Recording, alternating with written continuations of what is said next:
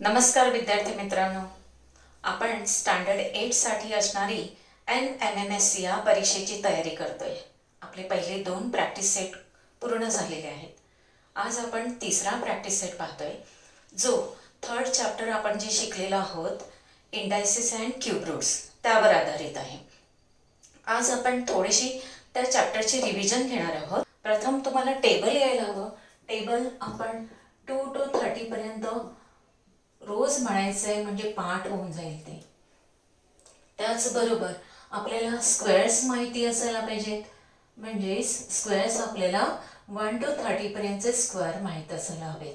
त्याचबरोबर क्यूब्स ही माहीत असायला पाहिजे. ते 1 to 10 पर्यंत माहीत असले तरी पुरेसे आहेत. आणखी गेल्या वर्षी आपण जे लॉज ऑफ इंडायसिस शिकलो 7th स्टँडर्डला, ते सुद्धा तुम्हाला 8 लॉज आहेत, ते तुम्हाला माहीत असायला हवे. ते लॉज कोणते आहेत? तर लॉज ऑफ इंडायसिस कोणकोणते आहेत ते आपण पाहूया. एक थोडक्यात रिवाइज करते मी. फॉर एक्झाम्पल, तुम्हाला जर सपोज 3 × 3 × 3 × 3 × 3 जर 5 टाइम्स तुम्हाला मल्टिप्लाइड करायचे असतील 3, तर हे शॉर्टमध्ये कसं लिहितात? 3⁵. 3⁵.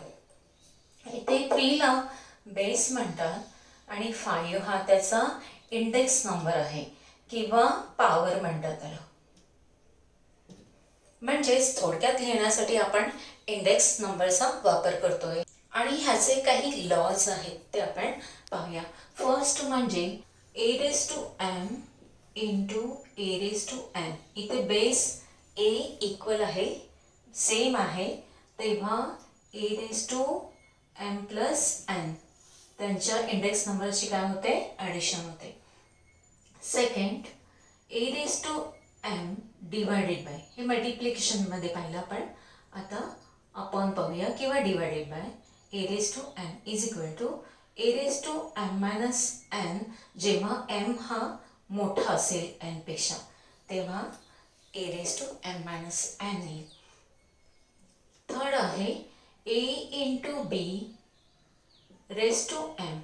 Is equal to a⁴m multiplied by b⁴m.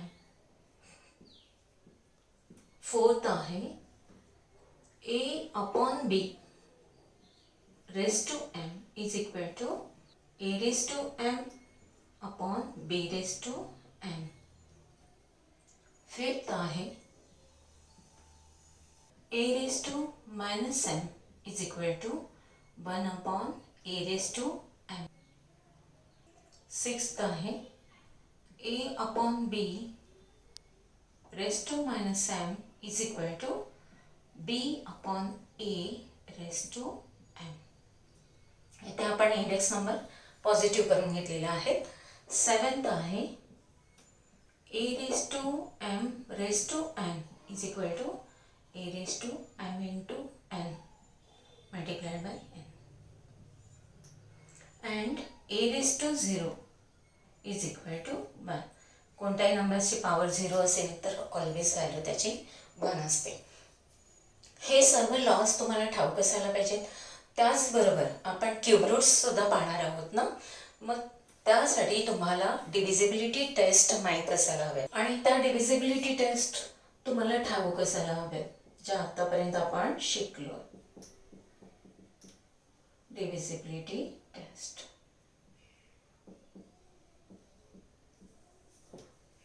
म्हणजेच ह्या डिव्हिजिबिलिटी टेस्टमुळे तुम्हाला एखाद्या नंबरचे फॅक्टर्स काढता येणार आहेत. त्यामुळे क्यूब रूट्स सुद्धा शोधणं सोपं जाईल. आणि त्याचबरोबर क्यूब रूट्स शोधण्यासाठी आपल्याला क्यूब्स सुद्धा ठाऊक असायला हवेत. आता आपण थोडक्यात या चॅप्टरमध्ये काय काय शिकलेलं आहे ते आपण बघूया. a² असेल तेव्हा आपण कसं वाचतो ते a⁴ किंवा स्क्वेअर ऑफ a,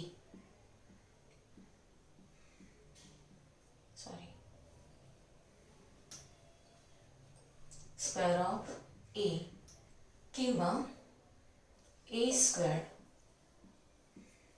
असं आपण ट्रेड करतो. ए क्यूब असेल तर ए क्यूब किंवा ए raise to 3 cube of a किंवा ए क्यूब. इथे तुमच्या लक्षात येईल की पॉवर 2 असेल तेव्हा त्याला आपण स्क्वेअर हा वर्ड वापरलेला आहे. पॉवर 3 असेल तेव्हा आपण त्याला क्यूब हा वर्ड वापरलेला आहे. तर आपण ए रेज टू ह्याप्रमाणेच ए रेज टू 4 असेल तर ते आपण तसंच लिहितोय. ए रेज टू एन म्हणजेच काय, ए रेज टू एन किंवा nth पॉवर ऑफ ए. इंडेक्सच्या ऐवजी आपण पॉवर म्हटलं तरी चालेल. nth पॉवर ऑफ ए असंही वाचू शकतो. आता हेच जर आपण ए रेज टू 1/2 असं लिहिलं असेल तर इथे मिनिंग काय होतं, तर डिनॉमिनेटरमध्ये जो नंबर आहे तो नंबर काय दर्शवतो, त्याचं रूट दाखवतो. म्हणजे इथे सेकंड रूट ऑफ ए आणि न्यूमरेटरचा नंबर हा त्याचा पॉवर दाखवतो. आता ए रेज टू 1 असेल, पॉवर 1 असेल तेव्हा ऑलवेज त्याची व्हॅल्यू ए आहे. कारण ए हा किती वेळा मल्टिप्लाइड आहे, 1 टाइम, म्हणजे एच व्हॅल्यू येणार आहे. म्हणून इथे आपण कसं वाचणार आहोत, तर second root of a, second root of a किंवा स्क्वेअर. सेकंडसाठी आपण कोणता वर्ड वापरतोय, स्क्वेअर रूट ऑफ ए. इथे ए रेज टू 1/3 असेल तर इथे ए रेज टू 1/3 असेल तर cube root of a. A raise to 1/n असेल तर nth रूट ऑफ ए. त्याचबरोबर आपण असंही पाहिलं की a raise to m upon n ह्याचं मिनिंग काय, तर nth रूट आणि m काय आहे, पॉवर आहे. म्हणजेच आपण दोन प्रकारे वाचू शकतो. का, कारण आपण हे असं लिहितोय m इंटू 1/n. म्हणजेच a raise to m raise to 1/n. म्हणजेच हे रीडिंग कसं करणार, nth root of nth power of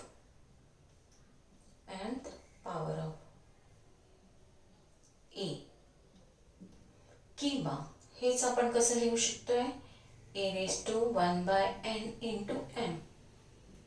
कारण मल्टिप्लिकेशन हे कसं आहे, कॉम्पिटेटिव्ह आहे. त्याचा क्रम बदलला तरी तो प्रॉडक्ट सेम राहतोय. म्हणजेच हे आपण कसं लिहिणार, a raise to 1/n raise to m. हे कसं रीडिंग करणार आहोत आपण, nth power of nth root of ए.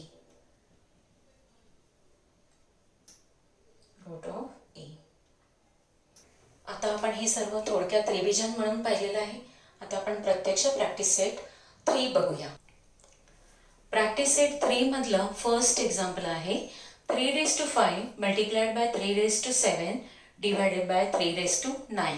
इथे तुम्हाला सर्व ठिकाणी बेस सेम आहे आणि इथे आपल्याला लॉज ऑफ इंडायसिस वापरायचा आहे. कोणता लॉज वापरणार आहात, तर a raise to m multiplied by a raise to n is equal to a raise to m plus n. आपण हा प्रथम लॉ वापरूया. इज इक्वल टू आपण प्रॉडक्टमध्ये 3 raise to 5 plus 7 divided by 3 raise to 9. आता 5 प्लस 7 किती आले, 12. म्हणजेच 3 raise to 12 divided by 3 raise to 9. आता कोणता लॉ वापरायचा आहे, a raise to m divided by a raise to n. Base equal आहे ना, is equal to a raise to m minus n. मग इथे काय येणार, 3 raise to 12 minus 9. 3 raise to 12 minus 9 is equal to 3 raise to 3. ह्या option number 2 correct दिलेला आहे. Second example आहे 0.005 ब्रॅकेट क्यूब. म्हणजेच हे किती वेळा मल्टिप्लाइड करायचं आपल्याला 3 टाइम्स. मग हे 0.005 3 टाइम्स मल्टिप्लाइड केले तर आपल्याला 5चा क्यूब माहिती आहे. येस, किती आहे 5चा क्यूब? तर 125. आणि हे किती प्लेसेस डेसिमल मागे जायचं आहे? डेसिमल पॉईंट आपल्याला 9 प्लेस मागे जायचं आहे. म्हणजेच हे 3 प्लेसेस आहेत. इथे 0 0 0 6 झाले, मग अजून 3 झिरोज आणि मग पॉईंट डेसिमल पॉईंट येणार. म्हणजेच हे आन्सर जे आहे 4th ऑप्शन ह्याच्यासाठी दिलेला आहे ते करेक्ट आहे. ह्याचा क्यूब आपण कसं लिहिणार आहोत? 0.1 2 3 4 5 6 1 2 5 हे आन्सर येणार. थर्ड क्वेश्चन बघूया. थर्ड क्वेश्चन आहे the addition of natural numbers which are the smallest perfect square as well as perfect cube of the number. आपल्याला 2 नॅचरल नंबरची ॲडिशन शोधायची आहे की जो नंबर एक स्मॉलेस्ट म्हणजे सर्वात लहान असून तो परफेक्ट स्क्वेअरसुद्धा आहे आणि परफेक्ट क्यूबसुद्धा आहे. मग असे नॅचरल नंबर्स म्हणजे 1चं स्क्वेअर तुम्हाला माहिती आहे 1 आहे, 1चं क्यूबही 1 आहे. म्हणजे 1 हा नॅचरल नंबर असा आहे की त्याचा परफेक्ट स्क्वेअर आणि परफेक्ट क्यूब सेम आहे. बरोबर, म्हणजे त्या दोघांचे ॲडिशन म्हणजे 1 + 1 ह्याचा स्क्वेअर आणि ह्याचा क्यूब हे सेम आहेत. बरोबर, त्यामुळे ह्या दोघांचे ॲडिशन काय येईल? 2 येईल. म्हणजे ऑप्शन नंबर तुम्हाला दिलेला आहे त्यामधील 2 हे जे आन्सर आहे ते बरोबर आहे. 4th एक्झाम्पल आहे 4 different numbers are factorised into prime factors. It is observed that each of the numbers has prime factors 2, 3 and 5. Using the numbers of prime factors 2, 3 and 5, which of the following number will be perfect cube? आता इथे तुम्हाला 4 option दिलेले आहेत. आपण पाहिलंय की cube route काढताना आपण त्या नंबरचे प्राइम फॅक्टर्स पाडतो आणि हे प्राइम फॅक्टर्स जर प्रत्येक प्राइम फॅक्टर तुम्हाला 3 टाइम्स मिळाला तर त्याचं क्यूब रूट आपल्याला सहजपणे काढता येतं. आता इथे 4 नंबर्स, कितीही नंबर्स असू द्या, इथे 4 डिफरंट नंबर्स दिलेले आहेत. 4 नंबर्सचे प्राइम फॅक्टर्स पाडले असता प्रत्येक नंबरमध्ये 2, 3 आणि 5 नंबर्स हे प्राइम फॅक्टर्स आलेले आहेत. तर कोणता नंबर परफेक्ट क्यूब असेल असं विचारलेलं आहे आणि तिथे ऑप्शन दिलेलं आहे. तर एका ऑप्शनमध्ये असं दिलेलं आहे की जर 2 हा 3 टाइम्स आला, 3 हा 3 टाइम्स आला आणि 5 सुद्धा 3 टाइम्स आला तर आपल्याला क्यूब रूट आपल्याला पटकन मिळेल आणि तो परफेक्ट क्यूब असेल. बरोबर, मग तिथे ऑप्शन नंबर 4 जो आहे when 2 becomes 3 times and 3 times and 5 3 times असेल तर आपल्याला परफेक्ट क्यूब मिळेल. नेक्स्ट एक्झाम्पल आहे क्वेश्चन नंबर 5 -343 रेज टू 1/3. आपल्याला ह्याचं आता अपॉन 3 आहे म्हणजे 3 आपल्याला काय काढायचं आहे? -343चं क्यूब रूट काढायचं आहे आणि तुम्हाला 343चं क्यूब रूट माहीत असेल असं गृहीत धरा, कारण 1 to 10 पर्यंतचे क्यूब रूट तुम्हाला माहीत आहेत. मग हे 7चा क्यूब हा 343 आहे आणि म्हणून 343चं क्यूब रूट हे किती असेल? 7. आता इथे मायनस आहे आणि तुम्हाला माहीत आहे की नेगेटिव्ह नंबर्सचा क्यूब आणि क्यूब रूट हे दोन्ही नेगेटिव्ह असतात. मग इथे नेगेटिव्ह नंबर आहे त्याचं क्यूब रूट हे नेगेटिव्ह असेल म्हणजेच इथे काय असेल? -7 असेल. मग जिथे -7 ऑप्शन आहे ते करेक्ट आहे. नंबर 6 बघूया आपण. नंबर 6 आहे if we find square of any natural number then which of the following digit does not occurs at its unit place. आपल्याला कोणत्याही नंबरचे नॅचरल नंबरचे स्क्वेअर्स आपण जर फाइंड केले तर कोणता नंबर्स इथे युनिट प्लेसला येणार नाही असे 4 ऑप्शन्स तुम्हाला दिलेले आहेत. 0, 1, 2 and 4. बरोबर, तर आता आपण 1 स्क्वेअर तुम्हाला माहिती आहे 1, 2 स्क्वेअर 4 आहे, 3 स्क्वेअर 9 आहे, 4 square 16, 5 square 25, 6 square 36, 7 square 49, 8 square 64, 9 square 81. बरोबर, म्हणजे युनिट प्लेसला 1 येतोय स्क्वेअरमध्ये. येस, म्हणजे 1 येणार नाही. युनिट प्लेसला 4 पण येतोय, तोही येणार नाही आहे. 1, 2, 4 अँड 0 दिलेला आहे. 10 स्क्वेअर तुम्हाला लिहायला लागेल. 10 स्क्वेअर इज इक्वल टू 100, म्हणजे 0 येतोय, म्हणजे 1, 0 आणि 4 येणार. उरलेला नंबर डिजिट कोणता आहे? 2, म्हणजे तो ऑप्शन करेक्ट आहे. 7th क्वेश्चन आहे, square root of cube of 225 is written as. आता इथे मला 4 ऑप्शन्स लिहावे लागले, कारण हे रायटिंगमध्ये कसं असेल हे विचारलेलं आहे. स्क्वेअर रूट म्हणजे स्क्वेअर रूट म्हटल्यानंतर स्क्वेअर म्हणजे 2, बरोबर. रूट म्हटल्यानंतर 2 कुठे असायला पाहिजे? पॉवरमध्ये, डिनॉमिनेटरमध्ये असायला पाहिजे. क्यूब ऑफ 225, क्यूब म्हटल्यानंतर 3 पॉवर ही न्युमरेटरमध्ये असेल, म्हणजे आन्सर पहिलंच हे करेक्ट आहे, म्हणजे square root of cube of 225. बरोबर. आता आपण 8th एक्झाम्पल बघूया. 8th क्वेश्चन आहे, cube of 4th root of 81 is किती असेल ही व्हॅल्यू विचारलेली आहे. क्यूब ऑफ म्हणजे ही पॉवर कुठे असणार आहे? न्यूमरेटरमध्ये. 4th रूट म्हणजे 4 कुठे असणार आहे? डिनॉमिनेटर. म्हणजेच आपल्याला 81चे 4th रूट आणि त्याचं क्यूब हवं आहे, बरोबर. म्हणजे 81 रेस टू क्यूब ऑफ म्हटल्यानंतर क्यूब 3 हे न्यूमरेटरमध्ये येतील. 4th रूट आहे म्हणजे अपॉन 4 येईल. 81 raise to 3 upon 4 is equal to, तर 81 म्हणजे 3 रेस टू 4, बरोबर. 3 raise to 4 is equal to 81 raise to 3 upon 4. आणि तुम्ही लॉज ऑफ इंडायसिसमध्ये बघितलेत ना, रेस टू रेस पॉवर असेल तर त्यांचं प्रॉडक्ट घ्यायचं आपण. 4 इंटू 3 अपॉन 4, 4 4 कॅन्सल झाले, is equal to 3 raise to 3 किंवा 3 क्यूब इज इक्वल टू किती टाइम्स मल्टिप्लाइड आहे? 3 टाइम्स, म्हणजे 27. हे ऑप्शन करेक्ट आहे. 9th एक्झाम्पल आहे, cube root of 10 cube plus 3 into 10 square plus 3 into 10 plus 1. आता हे जे आहे ते आपण सिम्प्लिफाईड करूया.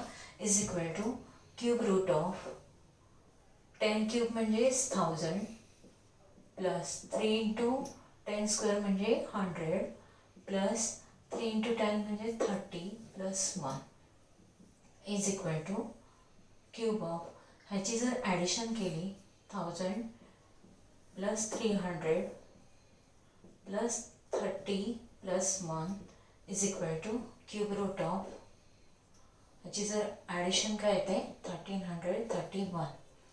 आता ह्याचे फॅक्टर्स कसे काढायचे? त्यासाठी आपल्याला डिव्हिजिबिलिटी टेस्ट माहीत असायला हवेत. युनिट प्लेसला 1 आहे, म्हणजेच 2ने डिवाइड होणार नाही. 2ने डिवाइड होणार नाही म्हणून 2चे मल्टिपल्स जेवढे आहेत, म्हणजे सर्व इवन नंबर्स आहेत, 2, 4, 6, 8, 10 वगैरे, त्यांनी डिवाइड होणार नाही आहे. त्याचप्रमाणे आपण डिजिटची ॲडिशन केली, 1 प्लस 3 प्लस 3 प्लस 1, ही ॲडिशन 8 येते, म्हणजे ती 3च्या मल्टिपल्समध्ये नाही आहे, 3ने डिवाइड होणार नाही आहे. म्हणजेच 3चे मल्टिपल्स आहेत 3, 6, 9, 12, 15 वगैरे, ह्याने पण ह्याला डिवाइड होणार नाही. मग आता आपण पुढचे ऑड नंबर्स बघूया. तर 5ने डिवाइड होणारच नाही आहे, कारण युनिट प्लेसला 0 किंवा 5 असायला हवं, बरोबर. मग 7ने डिवाइड होतं का?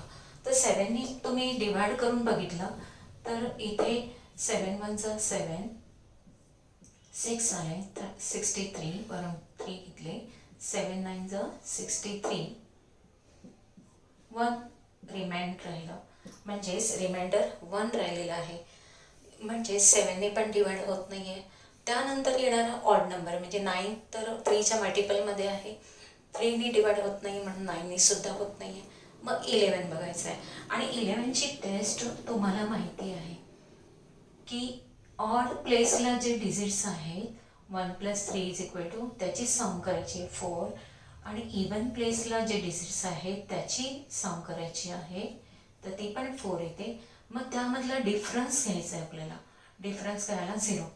आता 0ला कोणत्याही नंबरने डिवाइड होतं, 11ने सुद्धा डिवाइड होतं, म्हणून ह्या नंबरला 11ने डिवाइड होतं आहे.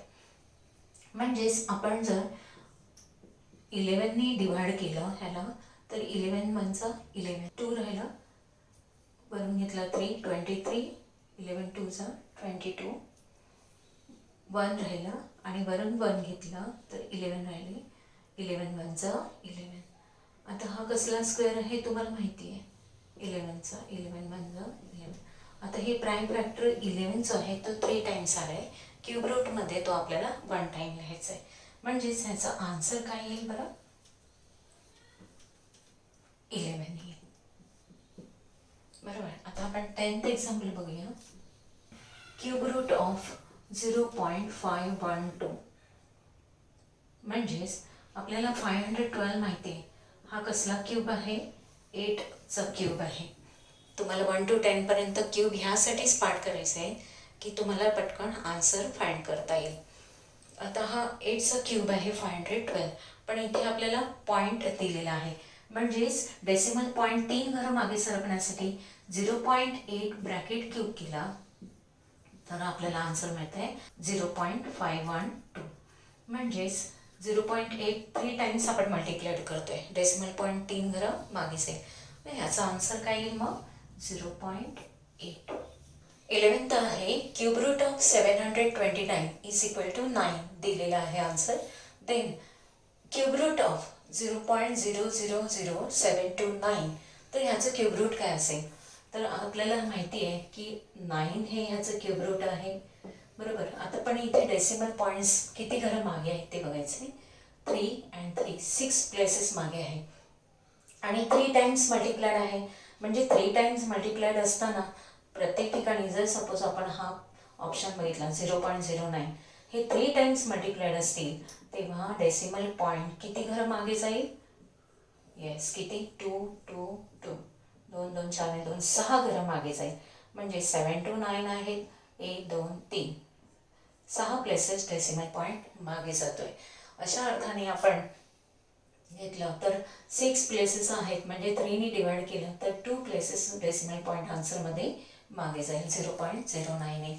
12th एक्झाम्पल आहे की -11 raised to 3 किती आन्सर येईल.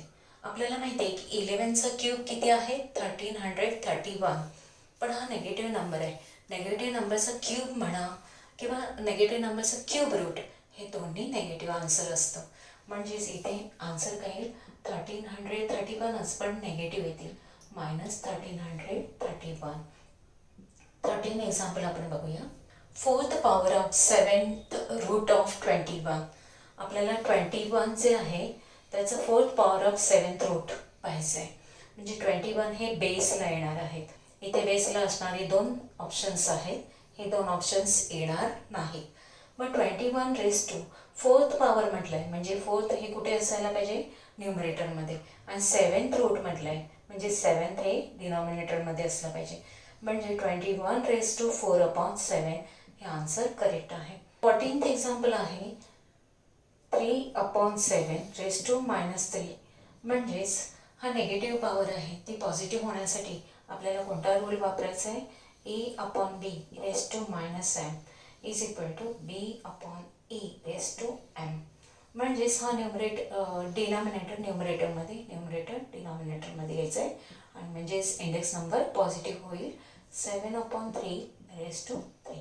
म्हणजे हा ऑप्शन असेल ते आन्सर करेक्ट आहे. शेवटचा एक्झाम्पल आहे 15. 201 ब्रॅकेट क्यूब. आपल्याला ब्रॅकेट क्यूब म्हणजे 3 टाइम्स मल्टिप्लाइड करायचं आहे आणि ह्यासाठी तुम्हाला एक्सपान्शन फॉर्म्युला वापरायचा आहे. a + b bracket cube is equal to a + b bracket cube is equal to a³ + 3a²b + 3ab² + b³ हा फॉर्म्युला आपण वापरूया. आणि a आपण काय घेऊया 200 आणि हा +1 म्हणजे b. या फॉर्ममध्ये लिहिल्यानंतर आपण a म्हणजे 200, b इज इक्वल टू 1 आहे, a³ 200³ + 3 × a² म्हणजे 200² × b म्हणजे 1 + 3ab² म्हणजे 3 into 200 into 1 square plus b cube म्हणजे 1 cube is equal to 200 cube. 2चा क्यूब माहिती 8 आणि डबल झिरो आहे, 2 झिरो आहे. 3 टाइम्स मल्टिप्लाइड केल्यानंतर 6 झिरो होणार. 4 5 6 प्लस 3 इंटू 200चा स्क्वेअर 2चा स्क्वेअर 4. 2 झिरोचा 2 वेळा गुणाकारामध्ये 4 होणार. प्लस 3 इंटू 200 इंटू 1 म्हणजेच 200. 1 क्यूब म्हणजेच 1 is equal to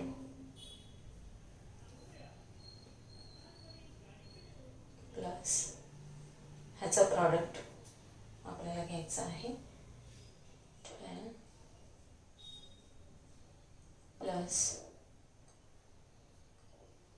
600 plus 1 is equal to ह्याचा आन्सर तुम्हाला काय मिळत आहे तर 601 शेवटी येणार. प्लस 3 डिजिटपर्यंत झाले 128